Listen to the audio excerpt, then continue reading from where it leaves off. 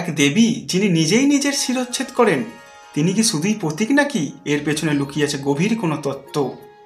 হিন্দু ধর্মের অন্যতম রহস্যময় এবং তান্ত্রিক দেবী ছিন্নমস্তা, যিনি একই সঙ্গে সৃষ্টির এবং ধ্বংসের প্রতীক।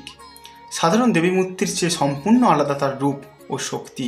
কিন্তু কেন তিনি নিজেই নিজের মস্তক ছিন্ন করেন? এই তত্ত্ব কাহিনীর গভীরে রয়েছে এক আশ্চর্য তত্ত্ব। দেবী ছিন্নমস্তার জন্মকথা। একদিন দেবী পার্বতী তার দুই সঙ্গিনী জয়া এবং বিজয়ার সঙ্গে মন্দাকিনী নদীতে স্নান করতে গিয়েছিলেন। দীর্ঘ সময় পার হয়ে যাওয়ার পর যখন তারা নদী থেকে বেরিয়ে আসছিলেন, তখন জয়া ও বিজয়া প্রবল ক্ষুধার্ত হয়ে ওঠেন। তারা দেবীর কাছে আহারের জন্য অনুরোধ জানান। দেবী পার্বতী বলেন, অপেক্ষা করো, বাড়ি ফিরে খেতে পাবে। কিন্তু তারা আর অপেক্ষা করতে পারলেন না।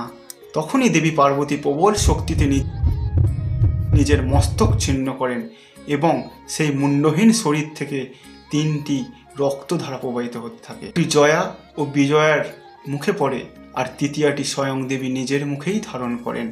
এই দৃশ্য ভয়ঙ্কর হলেও এর মধ্যে লুকিয়ে আছে এক গভীর আধ্যাত্মিক তত্ত্ব। দেবী ছিন্নমস্তা শুধু রক্তাক্ত রূপে সংহারদাত্রী নন, বরং তিনি আধ্যাত্মিক জাগরণের এক প্রতীক। দেবী ছিন্নমস্তা নিজের রক্ত দিয়ে তার সঙ্গিনীদের ক্ষুধা মেটান। এটি আত্মত্যাগের চরম নিদর্শন। মা প্রকৃতিও এমনই, তিনি আমাদের জীবন দেন, আবার একদিন সেই জীবন ফিরিয়েও নেন। দেবী ছিন্নমস্তা একই সঙ্গে সৃষ্টি এবং সংহারকে প্রতিনিধিত্ব করেন। তিনি দেখান জীবন এবং মৃত্যু একে অপরের পরিপূরক। তান্ত্রিক দর্শনে দেবী ছিন্নমস্তাকে শক্তি বলা হয়, যিনি কাম ও ব্রহ্মচর্যের মধ্যবর্তী অবস্থান বোঝান। তিনি বুঝিয়ে দেন ইচ্ছাগুলোকে সংযত করে রাখতে হবে, কিন্তু সেগুলোকে সম্পূর্ণ দমনও করা যাবে না। দেবী ছিন্নমস্তার নিজের মাথা কেটে ফেলার ঘটনা বোঝায় আত্মজাগরণের সময় ইন্দ্রিয়ের মোহকে অতিক্রম করতে হয়। এই শক্তি তপস্যা এবং সাধনার মূল স্তম্ভ। দেবী ছিন্নমস্তার উপাসনা প্রধানত তন্ত্র সাধনার সঙ্গে যুক্ত।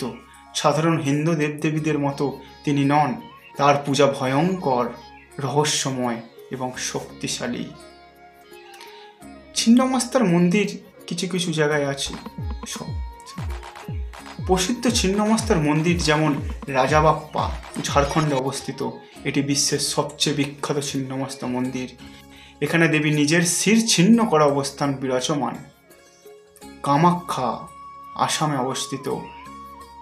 এখানে ছিন্নমস্তার বিশেষ পূজা হয়, যা তান্ত্রিক সাধনার অন্যতম কেন্দ্র। নেপাল, তিব্বতে অবস্থিত।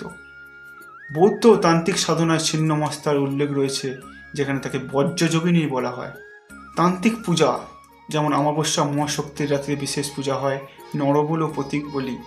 প্রাচীনকালে ছিন্নমস্তার মন্দিরে নরবলি দেওয়া হতো, যা পরে পশুবলিতে রূপান্তরিত হয়। অভয়দান ও সিদ্ধিলাভ। ছিন্নমস্তার কৃপায় ভক্তরা বিশেষ সিদ্ধিলাভের বিশ্বাস রাখেন।